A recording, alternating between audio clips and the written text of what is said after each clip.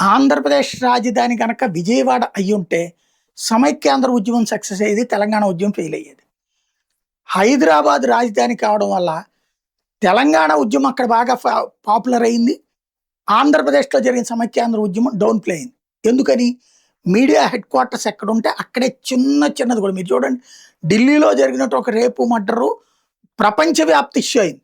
అదే మన ఊళ్ళల్లో జరిగేదాన్ని ఎవడు పట్టించుకోడు. అదే అక్కడ మీడియా ఫోకస్ ఎక్కడ ఉంటుందంటే వాళ్ళకి ఆ కేంద్రకంలోనే ఉంటుంది. ఇప్పుడు జార్ఖండ్లో ఉన్నటువంటి విద్యార్థులు ఉద్యమిస్తున్నారు, పంజాబ్లో ఉన్న విద్యార్థులు ఉద్యమించారు, బీహార్లో ఉన్న విద్యార్థులు ఉద్యమించారు. ఇవన్నీ కవరేజ్ వచ్చిందా? లేదు.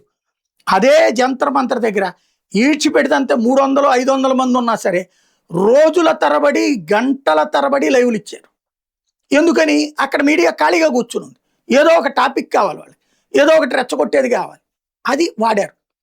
ఇప్పుడు జార్ఖండ్ విద్యార్థులు క్వశ్చన్ చేస్తున్న వేళ ప్రజలందరూ ఇంటర్నెట్లో అదే అడుగుతున్నారు. కాక్రోచ్ జనతా పార్టీకి జనం లేకపోయినా కవరేజ్ ఇచ్చారు కదా, జార్ఖండ్లో జనం అందరు రోడ్ల మీద ఉంటే ఎందుకు కవరేజ్ ఎవరు?